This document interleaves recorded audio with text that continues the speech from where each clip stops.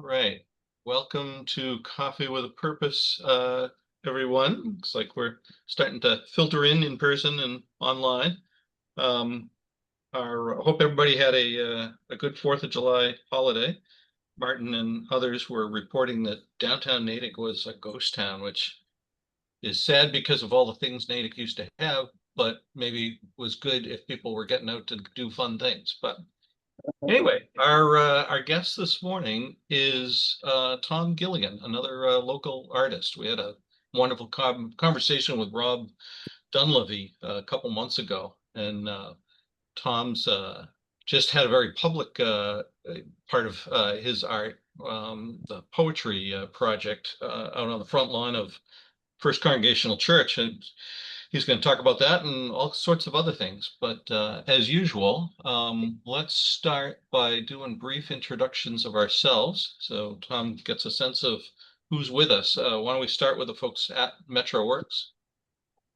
Okay, I'll start. Martin. I'm Martin Keppel, the co-host over here, and Open Space Committee and various other functions in town. I'm Cindy Bates. I'm 5.5-year resident of Natick, and I'm a steward of the Tacawambe Trail, and I sing in sound and spirit, and I pick up Coolidge Field for Keep Natick Beautiful, as well as other places where there's litter, which is kind of everywhere. Hi, I'm Kathleen Donovan, 35-year resident of Natick. Wow. And I'm on the library board of trustees. Oh. We love art and artists, and if you've been in there, we have all the time different exhibits on as many walls as we can. Oh, yeah. Love to feature local artists.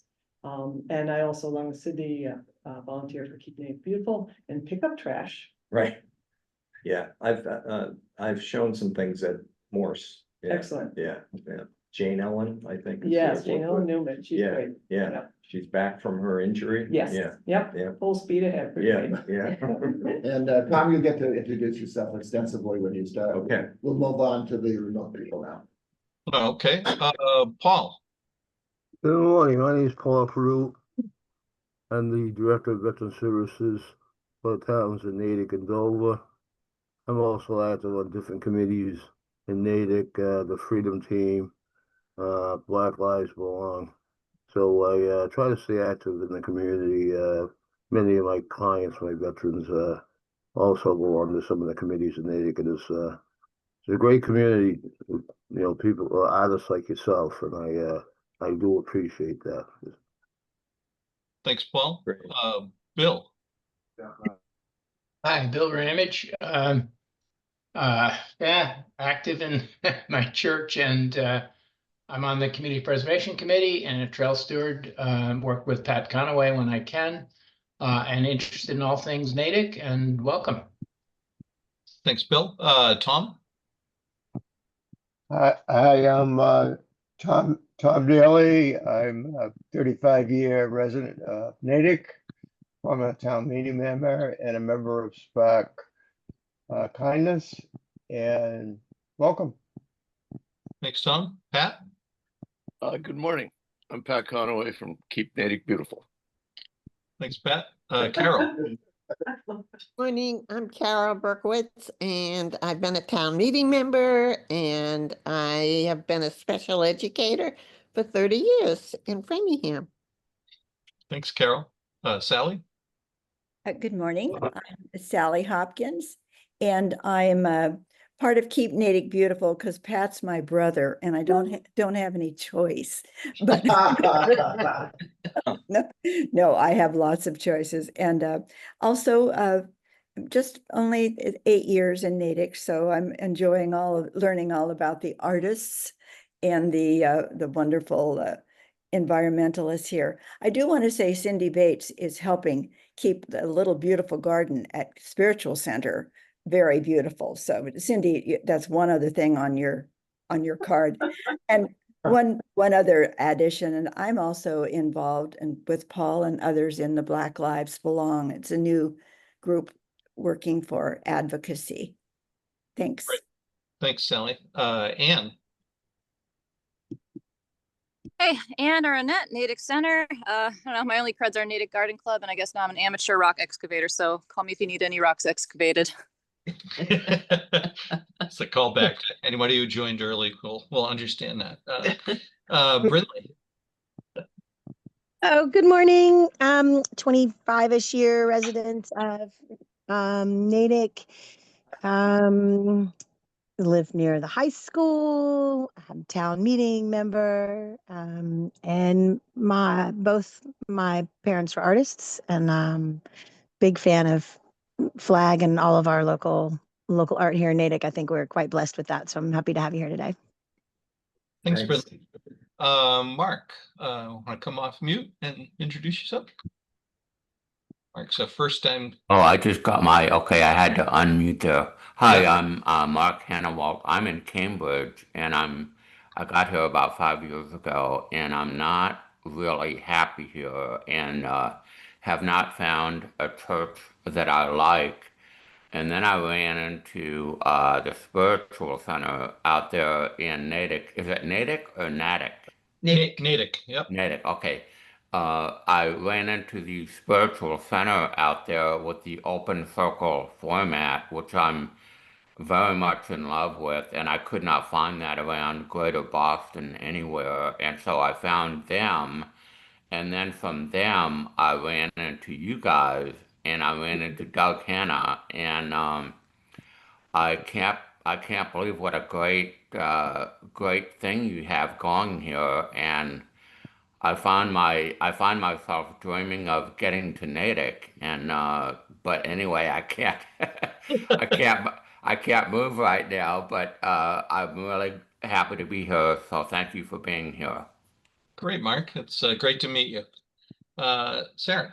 Hi, I'm Sarah. Doug and I have been here like 40 years. I'm a retired environmental person, waste site cleanup person, interested in all things environmental, do a bunch of volunteer work in various capacities around town, and like everybody here, interested in all things that people have to say. Great. And I'm Doug. I moderate this group and therefore love meeting interesting people. So Tom, let's bring it back to you at this point. Deb Mitchell just arrived. Oh, great. Is she there in person? Yeah. Yeah. Sure. Oh, good. Oh, Can you hear me? yeah, yeah. Look at that thing. Oh, hi, everybody. Yeah. Hey, Deb. Good to see you. I haven't had my coffee yet, but I'm here, coffee with a purpose. But I'm leaving for LA and for Black Lives Matter grassroots. Black Lives Matter Natick. Thank you for all the work that we've done here in Natick that has allowed me to onboard with this group. So they're paying my way, they're paying everything for me to learn a little bit about the Black Power movement. So I'm gonna come back with that perspective to Natick. And I just want to thank everybody for all the help, mine, everybody that contributed to Natick for Black Lives Matter through all these many years. Now we're moving up, moving on up. Moving on up. All right. Well, good luck in LA. So. And I solicit your prayers. Please pray for me because I haven't flown in several years, so this is quite an adventure for me. Long trip. Yeah, but my daughter's there, so hopefully she'll collect me at the other end. Well, I'm sure they will. Yeah. Sure they will. Okay, thank you. So, Tom, I'll leave it up to you as to whether you want to just take conversation and questions as you go along, or whether you'd like people to shut up at least initially. Your call. So. Oh, no shut up initially. No, let's do the questions at any time. So, well, thank you. It's wonderful to be here. It's you're an impressive group of people doing some great stuff. So, so I have like a track, I guess, a story track, but and I have a website. So I guess maybe I'll introduce myself a little bit, go to the website, and then we can talk about the poetry project and how it kind of came to be. Is that cool? So I've lived in Natick like 13 years. My wife and I, Ann, she's working out right now, so I said, go work out. I'll handle this. I'm retired. I've been retired for 6 years. I was in the insurance business, employee benefits. The last employer I had was Sun Life, who is based in Wellesley, in America anyway. Their Canadian company. I started, I've got 3 children. We've got 3 children and 6 grandchildren, really 7 through my daughter's partner. So we got a busy and those kids are like 3 of them are within 20 minutes and 3 are 2 hours. So we see them a lot. I got into photography about 8 years ago. And so it hasn't been like a lifelong thing. And then art gradually emerged. So I have no formal training other than some classes. So what you see is just kind of what came to be. I've exhibited at libraries locally, the Morse in particular, and I got a website. So maybe that's me. Should I share the site? I wanted to start. Okay, so we won't do pictures right away. We can do those anytime. Yeah. Do you know how to X out that participant screen so we can have the whole screen? Yeah, I got that. I don't know how to do that. I got it. Oh, wonderful. Yeah, so this is Tom Gilligan photos. I did this a while ago, but my poetry project, I thought I'd start with what started this project. These are I'll read this poem because this kind of started the project, and then I can provide context. So it's an interesting poem because it's more of a story. So if you don't mind, meta. The book I'm reading suggests we send loving kindness to everyone we see, silently addressing them thus. May you be well, may you be safe, may you be happy. And I do this for a while, sitting inside a cafe, watching the foot traffic go by. It feels good, generous, loving, kind. But after a time, I start modifying the blessing. May you be well, may you be safe, may you be happy, and maybe also lose the frowning into the phone facial expression I get so tired of seeing everywhere I go. It's the shadow side of loving kindness, sticking its nose in, having its day, and I can't seem to shut it up. Someone else walks by and I offer, may you be well, may you be safe, may you be happy. And while you're at it, how about some nicer clothes? It wouldn't kill you to dress with a bit more panache, wouldn't it?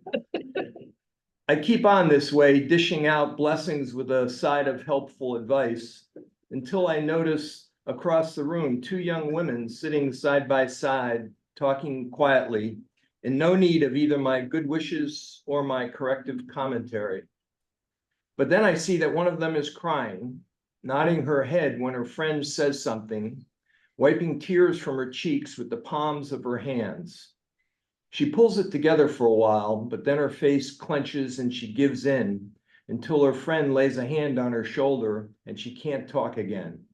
A gentle rhythm of crying and talking, waves rising and falling. It doesn't look like she's been visited by tragedy, a sudden death, or a shattering diagnosis. Ordinary heartbreak would be my guess, the shock of betrayal, some painful reversal in the endless cycle of loss and gain, and now a new emptiness spreads out before her, and she doesn't know what to do. But what kills me is when she tucks her hair behind her ear and tries not to cry, and fails, overcome by this sadness, so that I feel it too. A great swell lifts and carries me and almost pulls me under.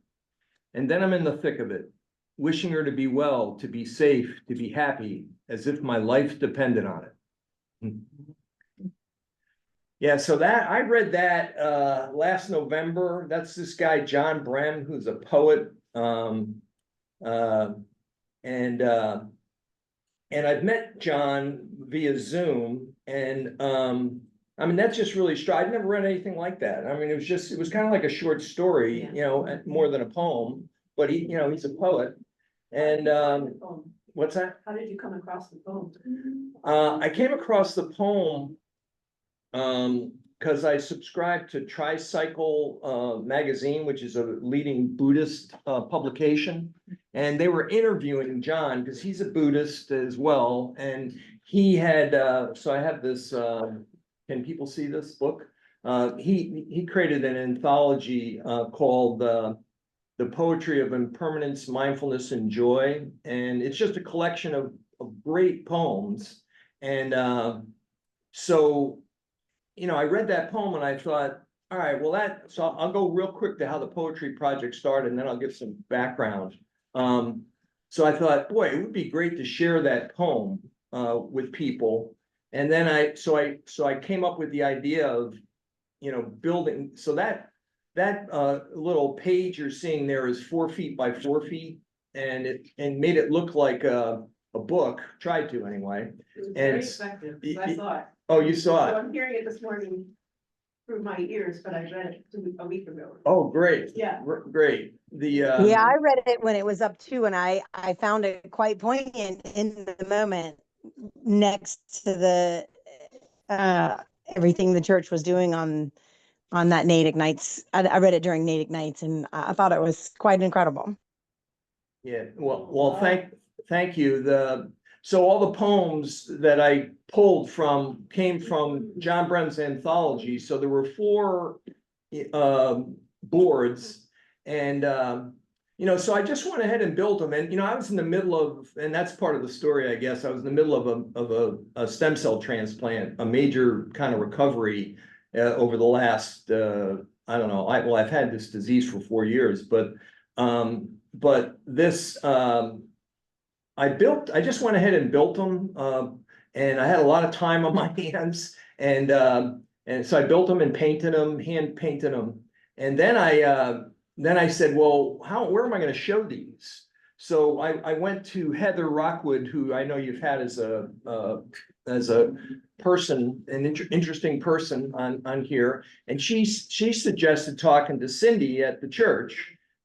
Cindy Worthington Berry, am I saying that right? Yeah. And Cindy and I had this kind of amazing moment where I told her this little story about me, and she said, you know, I've been waiting for somebody like you to come in here. And I said, you gotta be kidding me. And so it was really a cool moment. And so she kind of said, look, I'm all in. I got to talk to some people and see if it'll work. And that was, you know, a few months ago. And then we pulled it off, and she pulled it off. And so we showed it. The thought was, let's maybe put these outdoors somewhere where people could just have your experience, which is just walk up to them and read a nice poem. You know, it was really nothing more than that. I mean, you gotta have great poems, and you know, these are all great poets and I think great poems. So that helps and actually makes the whole deal. Where did you put them? Where did you put them? Right around, like on the front porch of the church, and then on the side. They're still there? No, they were there for 2 weeks from June 15th through the 29th or 30th, I think. So, yeah.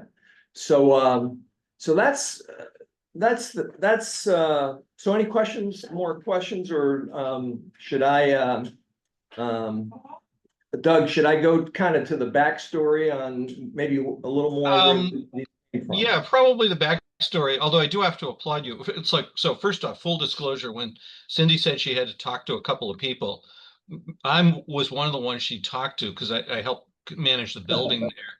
And not that this was going to affect the building at all, but just having things out on the lawn. And my immediate thought was, okay, you're going to put a 4x4 foot thing. Anything I put out there immediately blows over in the wind. It seems like we have mini tornadoes, but I got to hand it to Tom. If you did see these physically, they're pretty beefy. He had these weights. He took them down every night to just, you know, so they wouldn't be unattended for a long period of time. So kudos to the physical implementation of this. But yeah, that was great. Yeah, it was a great thing. It was a great thing to do every morning. I made sure I was gonna be around, I've lived in Natick for 12 years or 13 years, I think, and so, and we live off Speen Street, so it was not a big trip. But it was kind of a wonderful thing to do every morning and then take them down, but.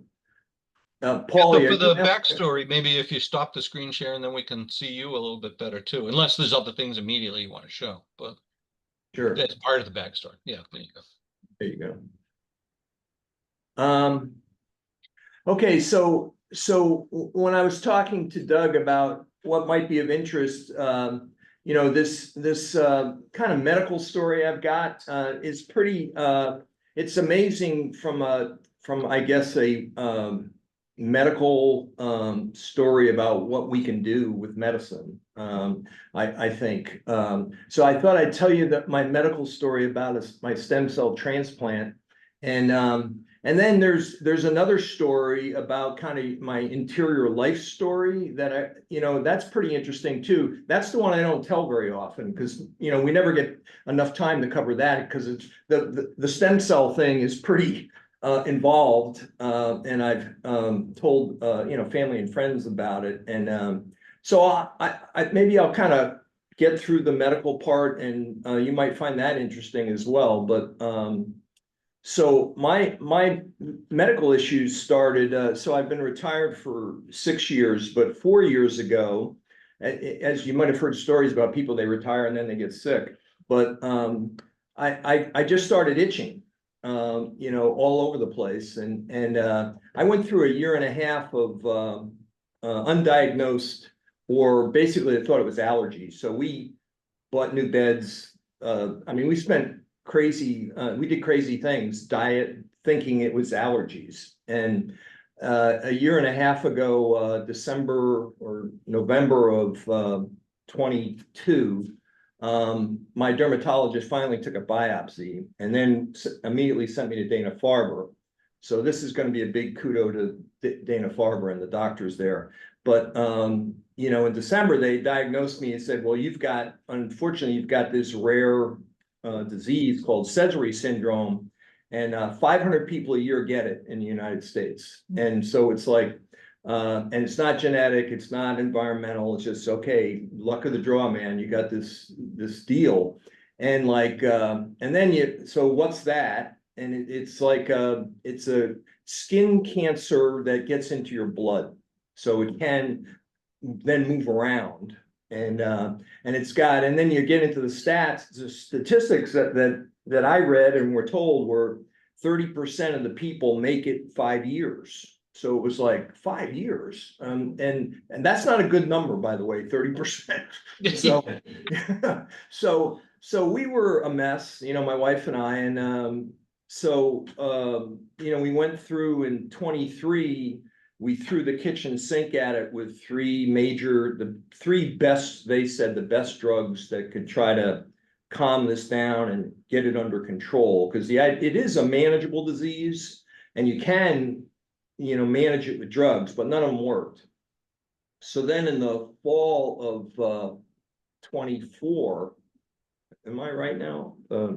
The fall of 23, I had a stem cell transplant, and if you might have heard of bone marrow transplant. So, stem cells, I didn't know anything about it, but they basically take, it's like getting a pint of blood. So it's over in an hour. And it's no big deal to get the stem cells put into your body, and they come from a donor.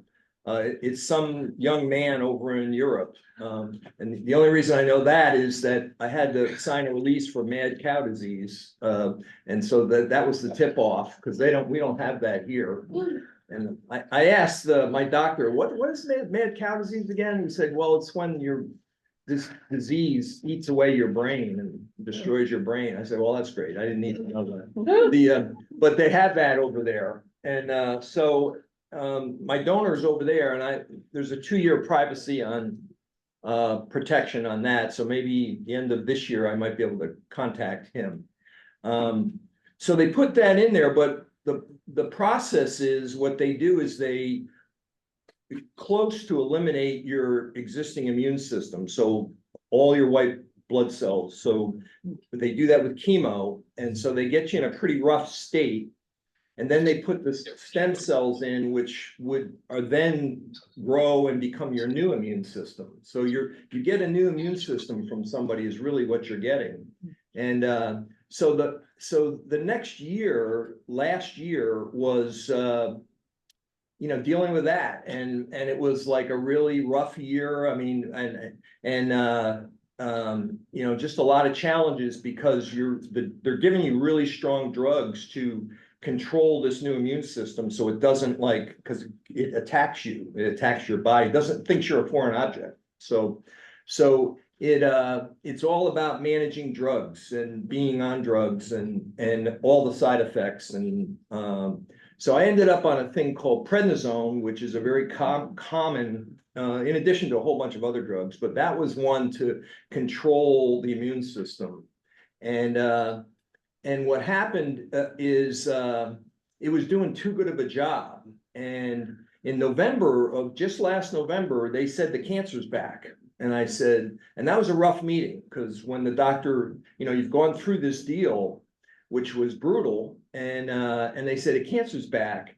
And they said, but maybe the prednisone, we need to get you off it because it might be holding your immune system back. So they do that, and getting off a high dose of prednisone is like jumping off a cliff. That was bad.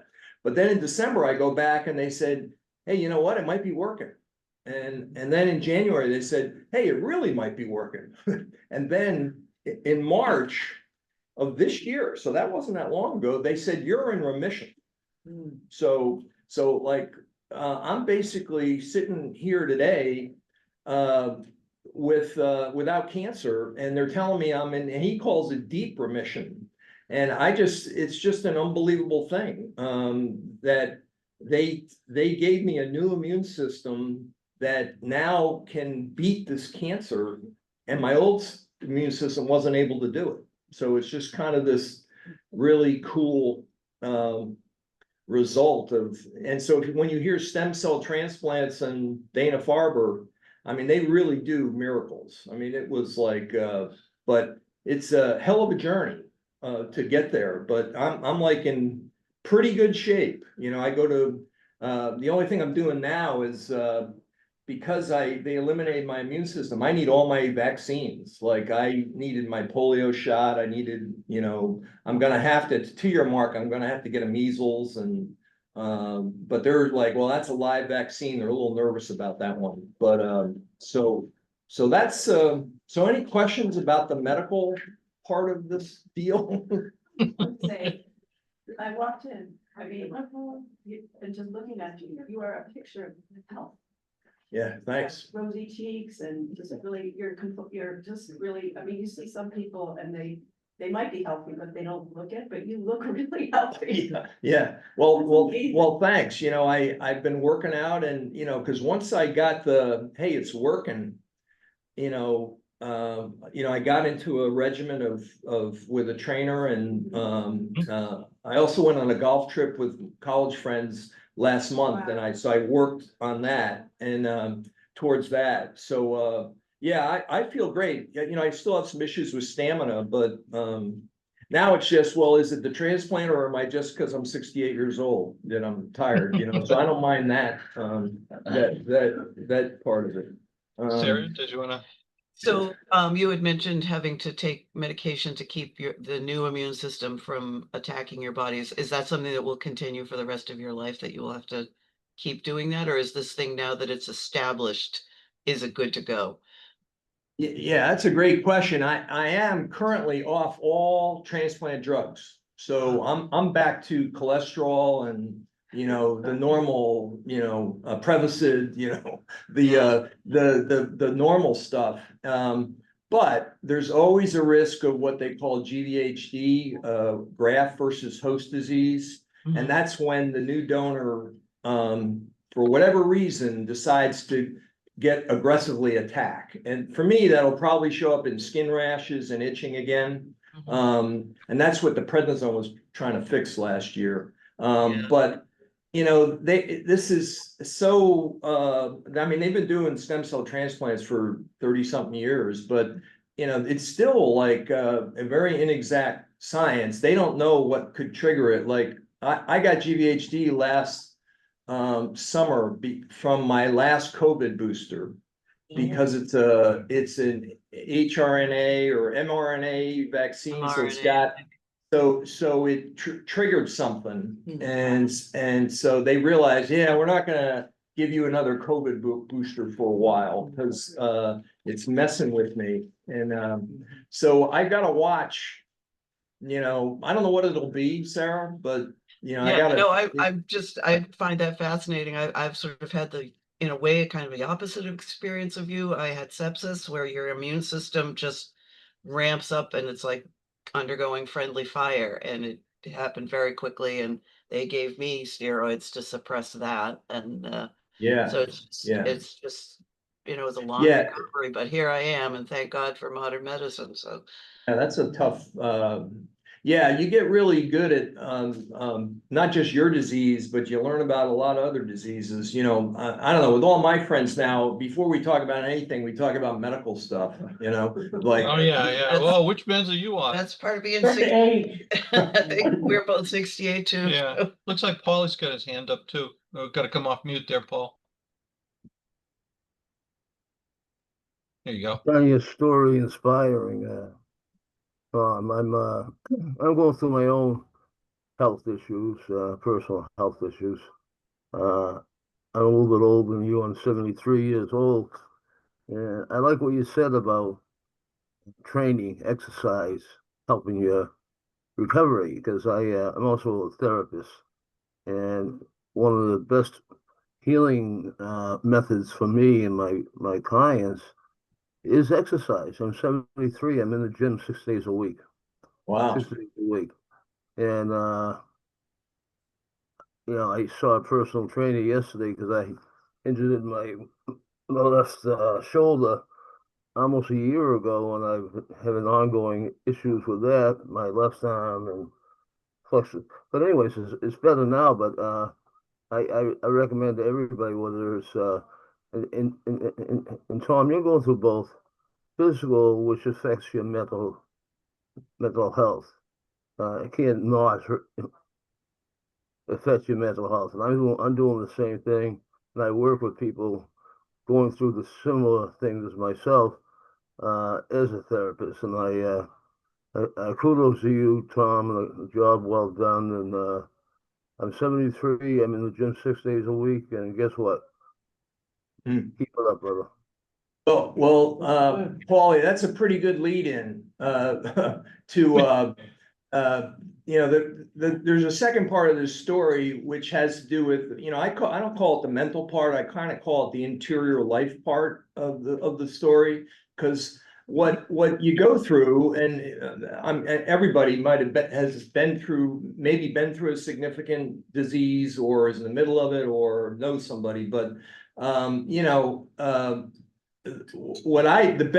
of the best things I did, besides getting the Dana-Farber, one of the best things I did was when I got diagnosed a month later, I found a therapist. And I was talking to Cindy about it, and I found it on the first try. I found him on the first try. And she says, because that's unusual, it's hard to get a match. And I've been with him for 2.5 years, and he's an unbelievable person. I mean, he's in his 70s, Paulie, maybe like you, he's been a social worker for 40 years. He's worked with addiction, and he's funny, and he gets me. And but there's 3 things that Richard has done for me. One is early on, so the first year I was with him, I was just dealing with all the drugs and the attempts to manage the disease, and he was getting me through it. But he started talking to me about, hey, you might only have a limited period of time. How do you want to lead that life? And so we got into having kind of a goal, and mine was, I want a rich and meaningful life. And because you can have that even if your time is short. And that ought to be, by the way, the byline for this group. This is the coffee with a purpose, you know. Everybody Yeah. here is working on having a rich and meaningful Yeah. life. And what's unique then about each of us is, well, what's that mean to you? So I had to figure out, you know, what does that mean to me? And you know, but more on that in a second. The second thing he did for me was he got me through trauma. The transplant, although it only takes an hour because of the drugs, I mean, there were some awful periods during that time, and mentally extremely challenging. PTSD after it. My wife isn't here, but you know, the caregiver part of this thing, she had to watch the whole thing and then take care of me. And, you know, because I was basically disabled for at least a year, couldn't do anything, much of anything. Could you And move around? a little, yeah, a little bit. Well, there were periods when a long period where I had a walker, and but I was on the couch a lot, you know, most of the day. But so he got me through the really roughest part of this. And the third thing he did was, and it's kind of tied to the rich and meaningful life, is he's a Buddhist and brings that into his therapy. But he's not like he's not trying to convert anybody. He just lays it out there. Hey, you interested in this approach and mindfulness? So he's really more, I guess he used the term mindfulness more than Buddhism. But so and I knew about that, but I didn't really know about it. So he got, and that kind of is full story what led to, you know, me reading about Buddhism, me reading about mindfulness, me starting to meditate, me starting to practice, you know, living in the present moment, and not worrying about the past and being anxious about the future. I mean, that's easy to say, but when you go through a life, you know, threatening experience, you start paying attention to that stuff a little bit more. And that led me to, you know, subscribing to Tricycle magazine and John Brehm and poetry. And, you know, I've been doing art and photography, which is a very present moment. And that's one of the things I love about it, is when you're doing art and you're doing photography, you're in the moment, you know, and it's like gardening, I think, you know, gardening's can be like that too. You just feel great while you're doing it, and you feel great afterwards.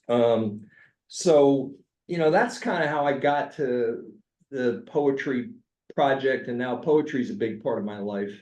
In addition to other things. So anyway, I'll stop there.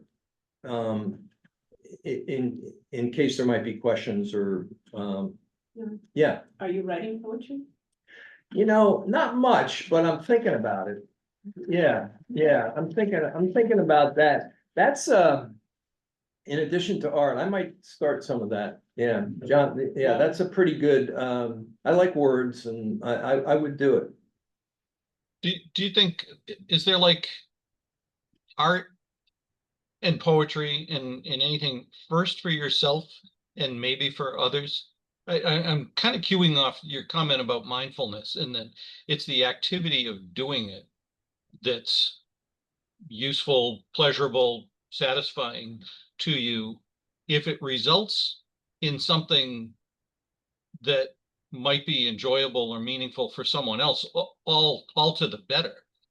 But I'm kind of almost wondering whether the primary, and I say this as not being a poet, not an artist, but I'm just kind of musing about this, is whether what really motivates them is just what you're trying to do for yourself in the moment, and and then maybe afterwards there's some period of evaluation of, well, hey, that's pretty good, maybe I should share that one, or maybe not. Yeah, that's absolutely the deal. I mean, the poetry boards took me 4 or 5 months to make, but I'll tell you, they were quite a process. You know, you gotta, you know, it wasn't so much, you know, cutting them up and putting the ropes in, but you gotta paint them, and then you gotta handwrite each word, and my handwriting's awful. My wife's like, your handwriting's a disaster, like, you can't do this. So I had to, get my type standardized, and I had to select a type, a font, but that became like this meditative kind of thing, like I was really enjoying the process and practice. It was sort of became part of the practice. So regardless if I had ever shown them anywhere, I was quite content doing it. And it forced me, the other thing John Brehm has said is, poems reveal themselves after multiple readings and spending time with them. And so what I got so much more out of those poems because I had to write and rewrite and erase and redo lines. Like I do whole lines and I'm like, oh, that's a disaster. And have to, erase the whole thing and start all over. But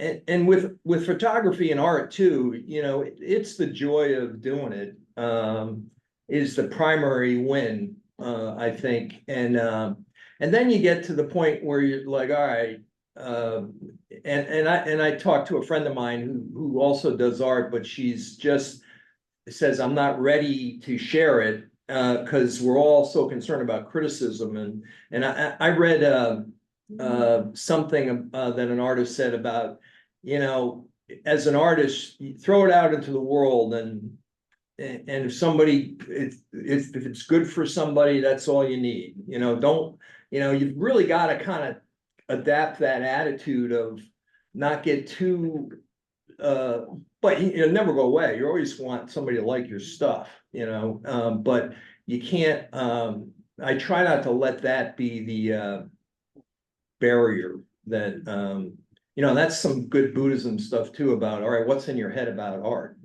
What's in your head that's preventing you from stopping you from doing something? So, Tom, I think that the art is also your footprint you're leaving behind. Yeah. Or we all leave it. I'm also into cultural movements and art. Yeah. And I think that it's living, it's breathing. It's like if you write a novel, if you write a book, when you're gone, people are gonna read your autobiography or Yeah. book or something like that. So I'm also into meditation. Yeah. And I meditate, I didn't know this, but I grew up as a Christian, so I read a lot. I try to pray a lot, but I always fall asleep when I'm praying, but Right. I'm still, I hope God clocks that in. Well, she wasn't watching TV, she was asleep, right? We've tried, so I just happened to bring my Bible, but I'm a minister, they all know I'm a minister. But what is so good is that I didn't know that, you ever heard of Cicely Tyson? Yeah. She was Great a actress. sounder. Yeah. She died at 93. Yeah. Or something like Yeah. that. And so, we all grow up in our little bubbles, our little, like, I'm a Christian and I can't do this, I can't. She used to I found out she was a Christian woman, but she she chanted Wow. a little bit. Wow. And so, I think there's a value in that, what you're doing. I mean, just like, so I maybe I might try to learn how to Yeah. chant a little. That's great. So, mix Yeah. and match. Yeah, I think stuff. art Yeah. and poetry, they just communicate on different levels, and there's just different ways to experience things, and so I get a lot out of the actual art, the process of creating, but also experiencing art, going to museums. I've always loved museums and other people's art and Yeah. outdoor sculptures. Did I miss pictures? Don't you have some pictures to show? Yeah, I got pictures. Yeah. Yeah, Which I think is while you're now a bringing good time. those, if you want to bring those up, but also Brinley's got her hand up. If Brinley, did you got a question or comment? Sure. I've been a huge fan of mindfulness. My mom taught me that a long time ago, and I just thought I'd share.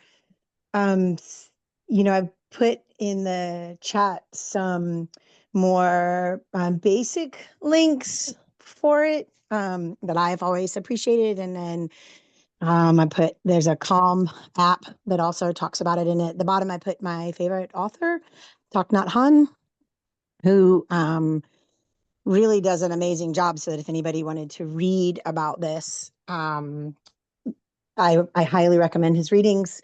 He does an incredible job of talking about the art of mindfulness. And then I'm going to put in another link of a book that I did, a practice that I did back in college, dating myself, that I thought is very similar to this of what you're saying. And I feel it's really helpful for people, because sometimes I think when you're trying to combine mindfulness and art, that it can feel overwhelming. Oh my gosh, what do I do? And so there's a book called The Artist's Way. And it's a really easy guide and practice of how to, if you're interested in art and mindfulness, and how to kind of bring it to fruition for yourself. It's a great way to help yourself with that. So I'll put that link in there as well. Thank you, Brinley. You are such a resource to always Yeah, just live populating. Yeah.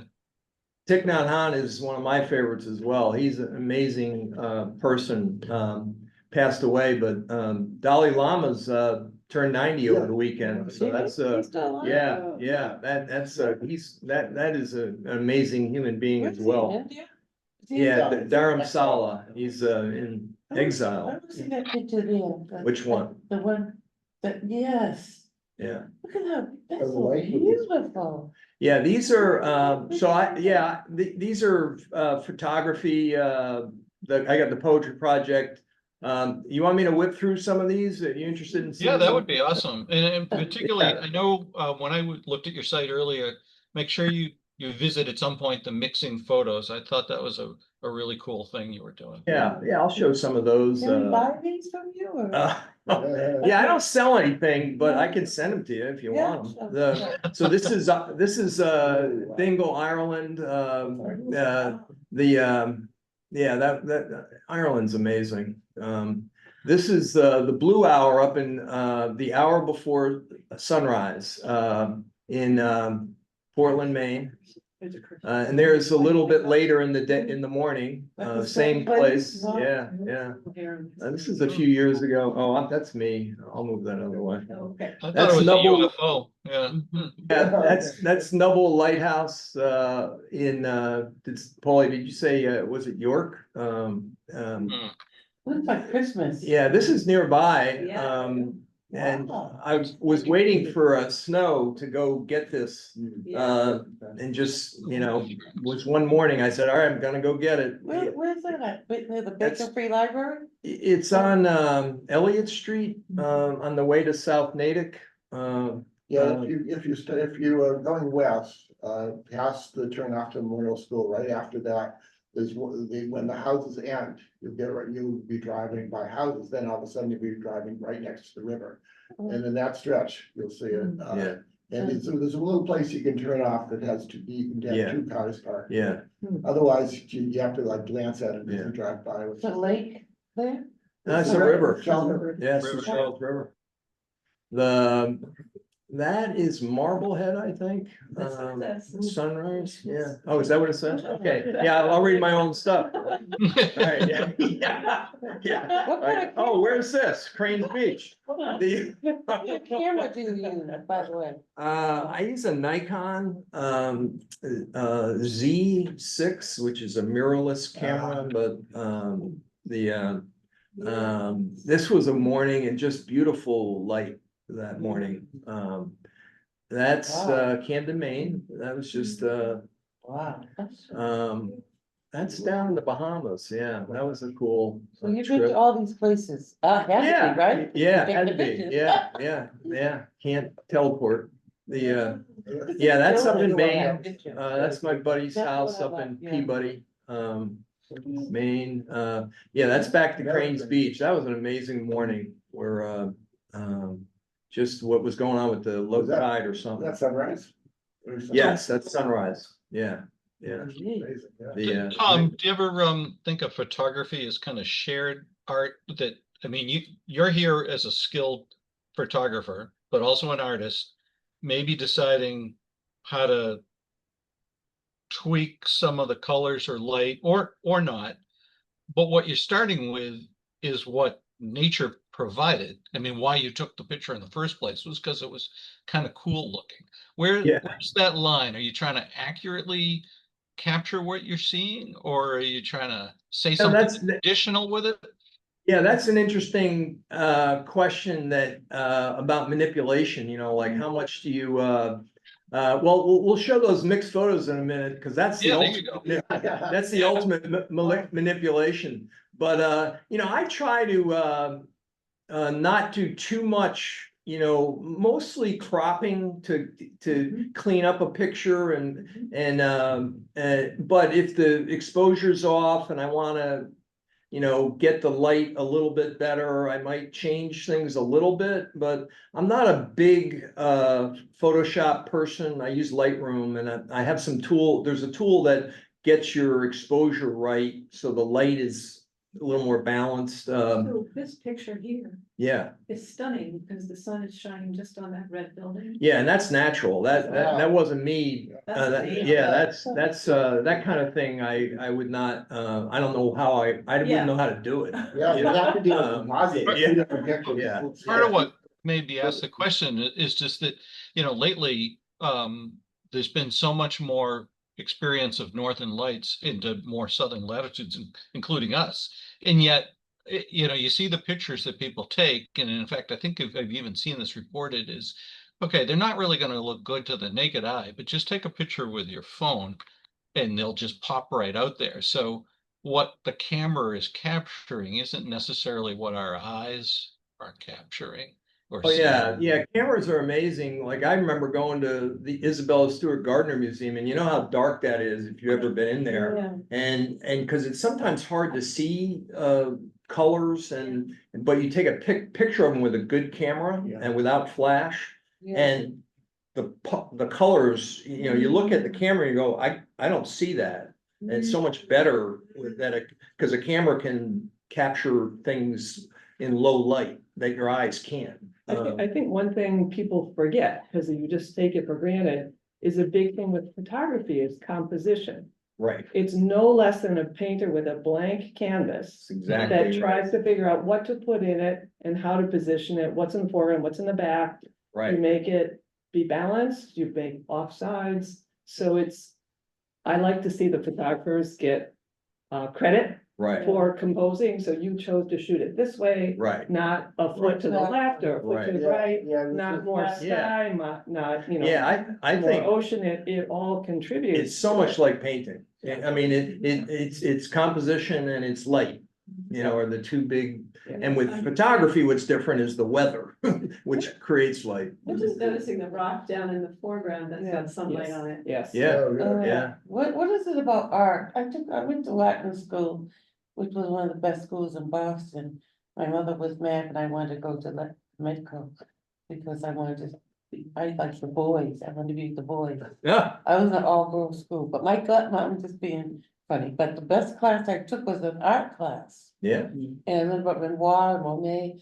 That changed me. I mean, that was one of my best classes. Yeah. What is it? You guys are scholars and intellectuals, especially you, young lady. What is it about art that changes, that make that class more than anything growing up? Change was my best class. I don't know what it was. It speaks to your heart. It's right to the heart. It doesn't. Yeah, I mean, it affects you, it affects me physically, like if I. You see the next one while you're talking? If I go to great art, I get wowed, but I want to do the mixed photos, but first, these silhouettes, like, these were from photographs of a Buddhist monk.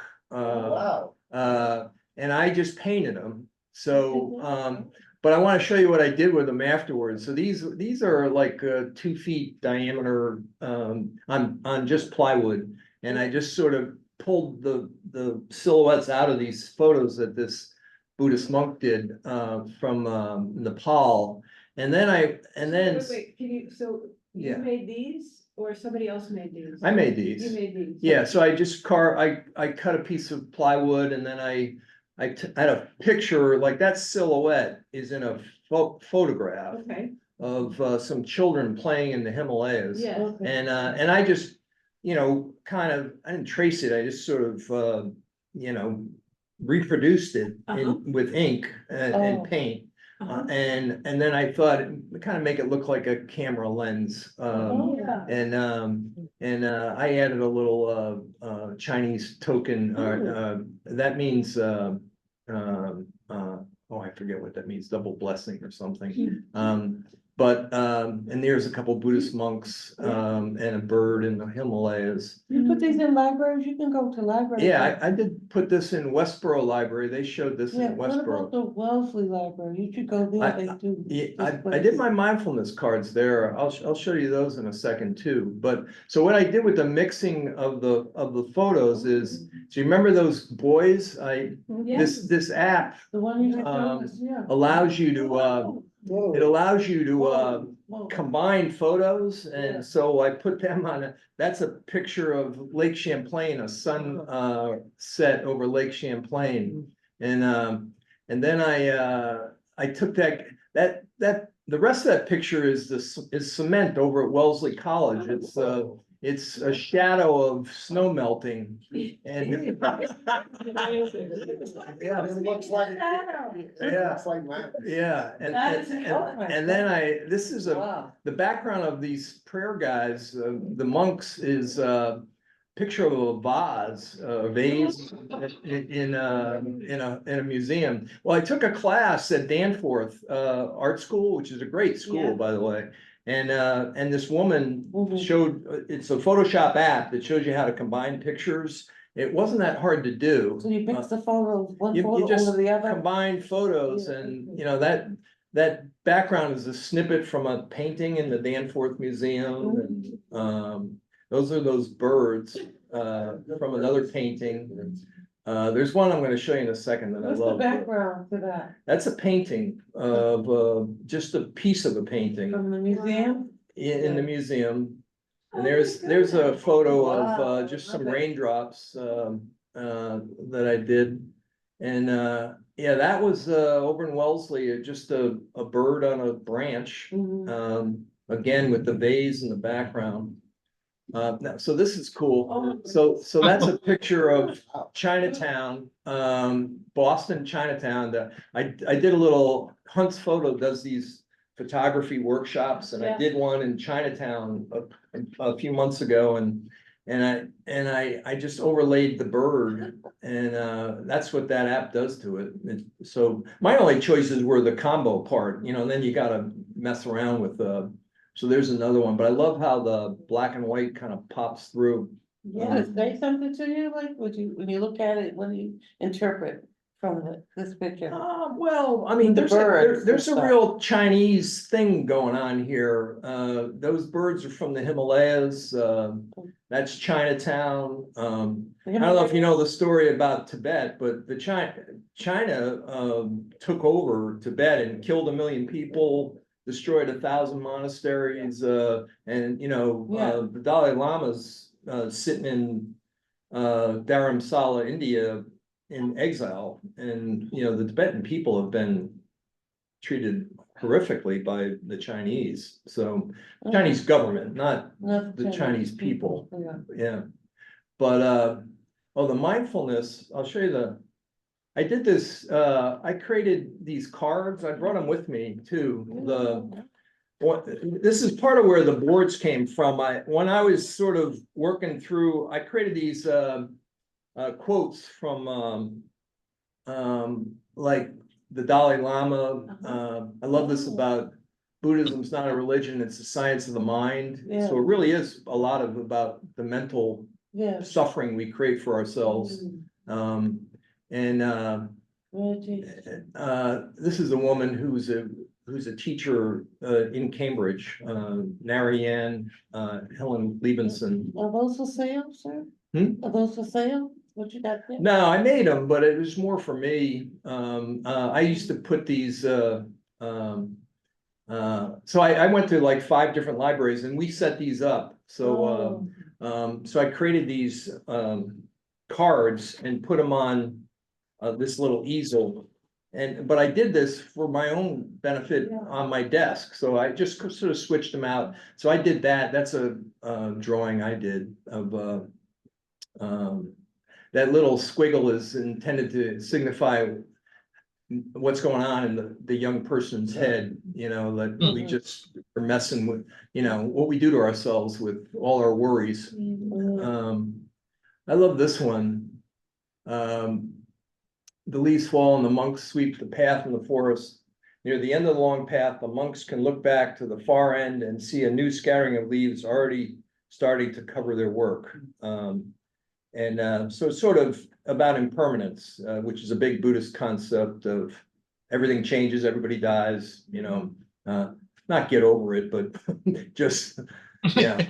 Yeah, it's just the way it is, you know, and the deeper, the more you can, I mean, this afternoon I'm going to a buddy's 45-year-old friend whose brother died, and you know, so it's, you gotta, you know, it's gonna be a difficult day.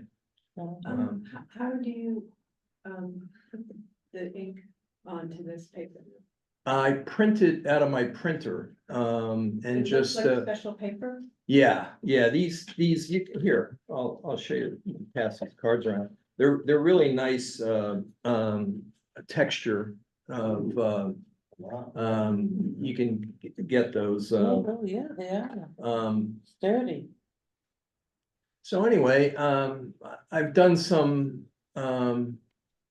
interactive art, well, here's some of my other art. So it's like the all native thing. Right? Yeah, I did a Natick Greatest Hits, with this one. Yeah, Casey's Diner, the ice cream shop, Yeah. you know, the map of Natick, you know, that looks like a dog. You guys have probably seen that before. The town seal now. Yeah, is it? Not town seal, but The town. dog? The Yeah, logo. yeah.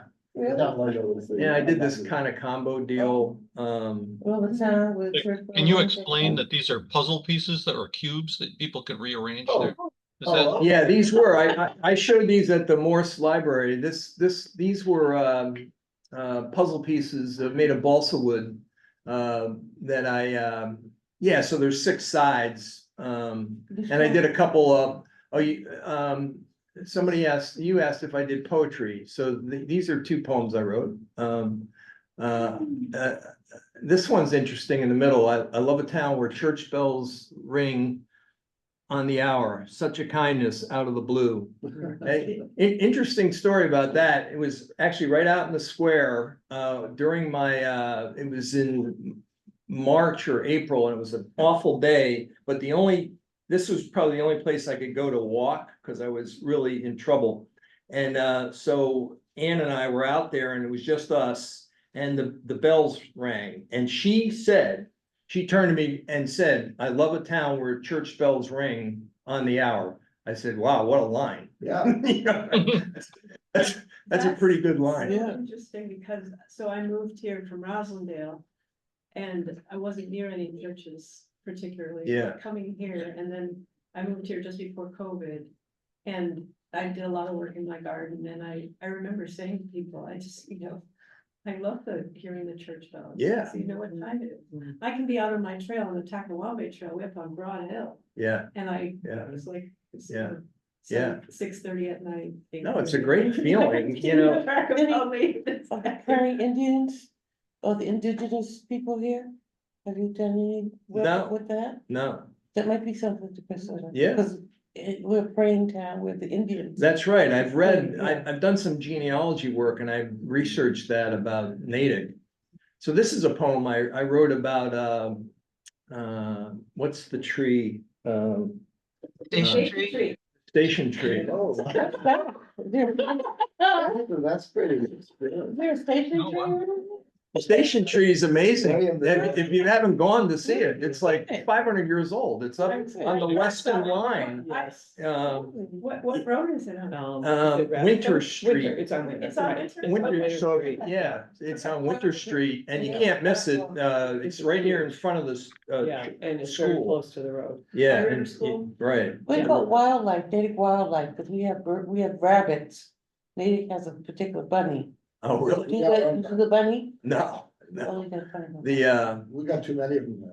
I love the bunny. but it is, writing this poem actually and doing this, work, forced me to go out to that tree. So I probably went there like 5 times. And after you look at it for a while, you're like, that is amazing. And You take the a other picture? thing that's kind of crazy about it is, this tree is the work that the tree cutting people have done to keep it around. Cause you know how you drive down our roads and there's holes in trees where the wires go through. Yeah. But they've really preserved this tree. Do you have a picture of the tree?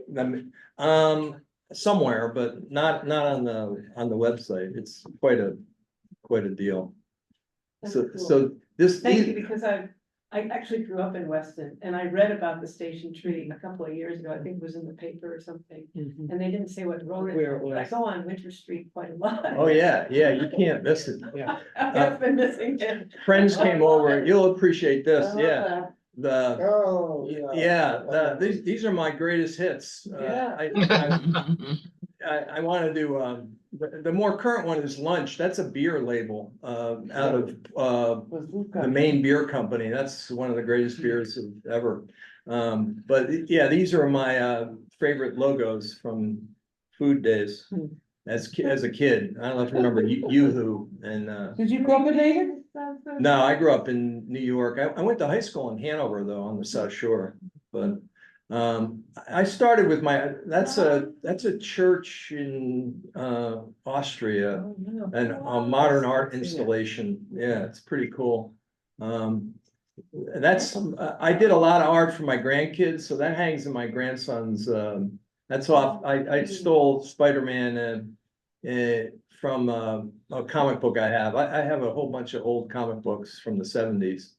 Oh, that's cool. This I did is a poem to my wife. That I wrote. There's an English translation, but I decided to do it in Chinese letters. So yeah. I got it translated appropriately I found this guy on the internet who did the translation for me. It was pretty good. There's a golfer. Now, is that, carving or is that like? That's pastels. That's pastels, okay. Yeah, Wow. yeah, I had a period where I was doing a lot of stuff on wood, because I like the old wood and it I was creates a wondering where the great texture. came from. This is goes back to my college days. Little Fee is a great band if you've ever heard them, but that's an old album cover that I replicated. And there's one of my grandsons. I thought he was, Really?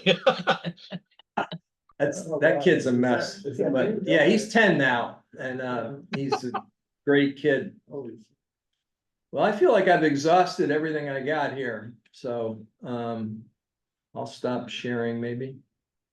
Let's see. Just amazed at the tremendous variety, as I understand it, given that you've taken all this stuff up since your illness, you've just gotten into so many different media and techniques. It's very impressive. Well, thanks. Yeah, one of the benefits of being sick is, and having an immune system issue is, you can't see anybody. And, I wasn't like, there were periods when I just couldn't do anything, but then there were other periods when I was sort of okay and had some energy, but, my immune system was so weak. It was like COVID on steroids, for me for a long time. Like last year, I really wasn't, I was out in the mix, but I had to be very careful. So, that's one of the reasons I was able to be productive is, when you've got this kind of an illness, you're kind of isolated. Yeah, so this year is really, you feel, now I can do things, travel, back to normal, but it was a couple of years. And then when you're itching all the time, you don't really want to be around people. Like it affects your ability to socialize. Yeah. What's the name of the illness you said? I missed it. Sézary syndrome. It's just it's really hard to remember. It took me a year to remember. Yeah. It's interesting, but I'm sorry, when you say being around people I can imagine how it might be an understandable reaction to this, which you clearly have not embraced oh my God, I'm not gonna ever get near people again because I'm not gonna trust my immune system. But I'm thinking back to different parts of your story this morning, and um, let's see, uh, your first therapist, you hit it right off with. Cindy said, "Oh, gee, I was just waiting for someone like you to come into my life about the poetry project." You got this random guy in Great Britain, someplace who doesn't have mad cow disease, who gave you, Right. stem cells. Yeah. The connectedness to just random people Yeah, to John me is Brem. the through story in your story. Yeah, and John Brennan. Yeah. Yeah, Yeah. John Brem. One of the things, I mean, I used to do this in work. I was always willing to kind of contact somebody if I was searching down an issue and I needed to solve a problem. So that's in my DNA or whatever, but I will say that going through trauma and kind of everything you've just heard, I'm now a lot more open to people than I was before. I mean, I can be extroverted, but the artist thing, I used to need a lot of alone time, and my wife will tell you that. But I'm a lot more interested in people. I don't know why, but and a lot more open to people, I think, because of all this stuff that I've been through. And just glad it happened that way rather than becoming more reclusive, which, I think could happen. I mean, you could get, not just from the immune system, but just from getting beat up, you could just sort of opt out to a degree, I think. Right. Yeah, which I'm glad I didn't do. Yeah. I think we're glad that you didn't do too. This has been a really nice time spending with you. Um, Thank you. Yeah. Yeah. Oh, this is great. The folks at Dana-Farber must be so pleased. Oh, yeah, they're, I will tell you one thing he said to me, my doctor's, he can be funny, but he's tough too. But he did say to me once, he goes, "Give me a year and I'll give you 20." I mean, he said that to me. And I didn't know what he meant by the year, because that was a brutal year. But that's what he said. And because he's an amazing guy, and not just him. I mean, our nurse practitioner, Trisha. I mean, they're just amazing people, and what they do every day. I mean, it's just like, and we've all heard those stories about Dana-Farber, but you go and experience it, and it's incredible. Dana-Farber's That's why we amazing. need the cancer research. We need more cancer research, not less. Yeah, that's a concern now, boy. Because they do this all, I mean, what I have is what they call it's an orphan disease, I think, where under normal circumstances wouldn't get a lot of funding. There's a woman in town, Martha Gold, is it? She's an artist who is in part of the art association, and she had a transplant as well and had the same doctor as me. So it's really fun to meet somebody who's got that kind of a connection. And she raised a bunch of money for him, and he knows her very well. So yeah, it's a cool. She's an artist as well. She does pottery, Martha. But she could be at the farmer's market sometime. Yeah, They have a lot of yeah, people. farmer's market's great. Yeah. I don't like the line for the baked goods. 'Cause, Okay. you Gotta gotta, get there early. yeah. I mean, If you know the person. I went there yesterday. I'm like, oh man, 20 minutes in the sun. I'm not Oh, gonna do it. no. It's worth it. Yeah. Do you have, do you see where your art is going in certain directions, or is it just evolving? Yeah, that's a good question. It started with the grandkids, honestly, because I'm like, okay, they're buying it. Like I'll make them Black Panther. I got a Black Panther. Oh, I love that. Yeah, it's a pretty good one. That's hanging up too. And now it's, I went for the silhouettes, the poetry. So I don't know, I do continue to see some combination of photography and art, probably in the future. But what the topic will be, it is interesting how what hits you. And you just kind of run it feels like you run into it, like, oh, wow, that feels like I should do that. And I can throw some energy at it. Like, you don't want to throw energy just for the sake of, you got to something's got to really encourage you to want to spend that energy. Do you ever think, I'm sorry, Yeah. do you ever think of maybe going to Dana-Farber where the kids are and showing some of those, like the Black Panthers, the Spider-Man to the kids? Yeah, I don't know.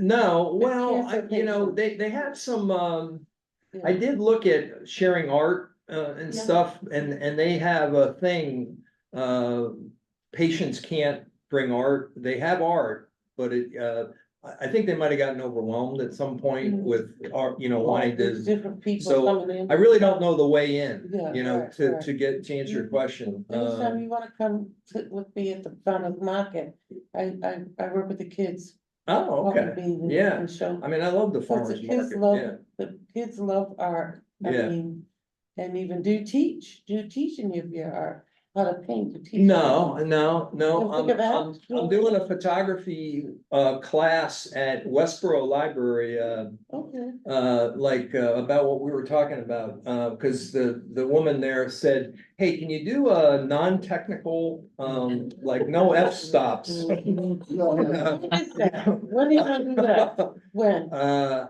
think it's July 17th. It's in the evening, 6:30.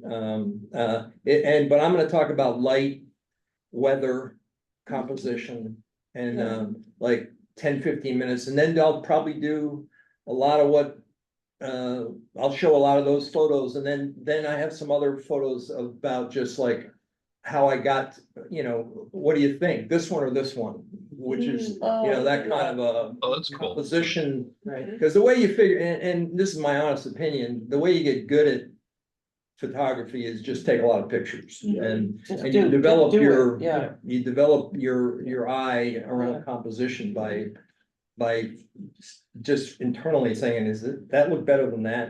And that's kind of. Oh, birds, you ever do birds? Sometimes. You got any bird pictures? Not a lot, but That's yeah, nice. but Big you need a lens. good lens. You need a good lens for birds?